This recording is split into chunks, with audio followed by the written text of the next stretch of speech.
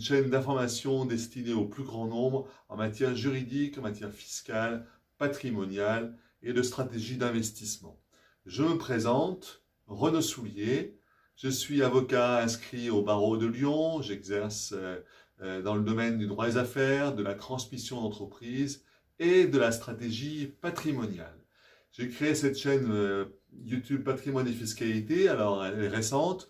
Merci de faire du buzz avec, de diffuser son existence, de mettre un beau pouce bleu en bas de la vidéo pour m'encourager à faire ces vidéos que j'ai du plaisir à faire en faisant de la veille juridique sur les informations qui pourraient t'intéresser ou qui t'intéressent. Toi qui es un investisseur, toi qui souhaites être un investisseur ou toi qui as déjà de nombreuses acquisitions à ton actif. Dans tous les cas de figure, c'est un chemin et c'est un apprentissage dans les connaissances du mécanisme des règles du jeu fiscal, comptable et patrimonial. Et donc, je souhaite apporter ma contribution dans cette route vers la liberté financière. Alors, aujourd'hui, je souhaite parler d'une notion qui est importante, qui est celle de l'amortissement.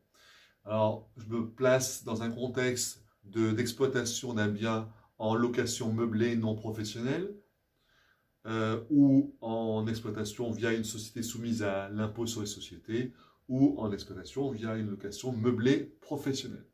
Dans ces trois cas de figure, lorsque je suis un investisseur et que j'ai acquis un bien immobilier, je vais donc pouvoir amortir ce bien, puisque l'amortissement est une notion comptable et fiscale qui consiste à constater une dépréciation du bien au fur et à mesure de son utilisation. Et il y a déjà un point à comprendre, c'est que il y a une partie, une composante qui ne se déprécie pas, c'est le terrain. Donc, dans les amortissements, on va retenir que la partie amortissable, la partie non amortissable au titre du terrain ne sera pas retenue. Alors, première règle à savoir, c'est qu'on ne peut pas pratiquer des amortissements de nature à créer un déficit. Donc, les amortissements vont pouvoir être admis que dans la limite des bénéfices à réaliser. Première observation. La deuxième, c'est qu'en fonction de l'immeuble, on va pratiquer un amortissement par composant en fonction de la consistance de celui-ci. On va prendre le gros œuvre, on va prendre la toiture, la façade, les murs, les voûtes, les portes, le carrelage, les plinthes, les fenêtres. Et pour chacune de ces composantes, il va être pratiqué un amortissement qui est prévu par les dispositions du plan comptable général. Donc je mettrai en bas les références.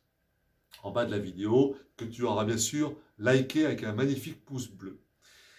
Alors, simplement, ce qui est important de comprendre, dans la partie amortissement, je vais avoir deux types d'amortissement à pratiquer, plus particulièrement trois. La partie du mobilier que j'achète, que je peux amortir en général sur une période linéaire de 7 années. Donc, mettons que j'ai fait 10 000 euros d'investissement mobilier, je vais pratiquer cet amortissement va être pratiqué sur une durée de 7 années. Ensuite, sur un bien immobilier, mettons d'une valeur de 200 000 euros, je rappelle que 10% du bien ne va pas être amorti au titre du terrain, qui va être inscrit à l'actif de ton bilan d'exploitation. Donc, pour un bien de 200 000 euros, 10%, cela fait 20 000 euros qui ne seront pas amortis. Et 90% du bien, c'est-à-dire 180 000 euros, seront l'objet d'un amortissement. Alors, pour ce qui me concerne en tant que praticien, moi je retiens classiquement 20%, enfin 20 ans, excuse-moi, 20 ans d'amortissement, donc un bien d'une durée qui va être amorti sur une durée de 20 années à hauteur de 5% par an, ce qui fait pour mon bien, dans mon exemple de 200 000 euros, je vais pouvoir pratiquer un amortissement de 9 000 euros par an, qui constitue un gain de trésorerie puisque je ne l'ai pas décaissé, mais qu'en réalité c'est une règle comptable et fiscale qui permet de constituer une charge fiscale au titre de la dépréciation du bien. C'est un point qui est très très important et c'est ce qui permet en général en LMNP, lorsque le bien est d'une certaine valeur, surtout avec les prix de l'immobilier qui sont très élevés, ça permet d'acheter un bien, de constater bien sûr les produits liés à la location de ce bien et les charges. Et parmi ces charges, bien évidemment, il y a l'amortissement qui constitue une charge sans contrepartie dans le sens où il n'y a pas un décaissement de trésorerie, bien au contraire, la trésorerie reste attachée à l'exploitant.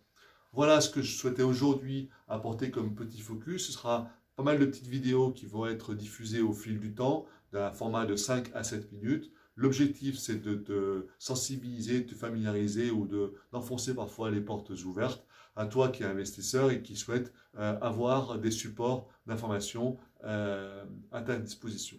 Donc, je te dis à très vite. Pense à liker cette chaîne, mettre un pouce bleu, diffuser au maximum de personnes que tu connais qui seraient intéressées.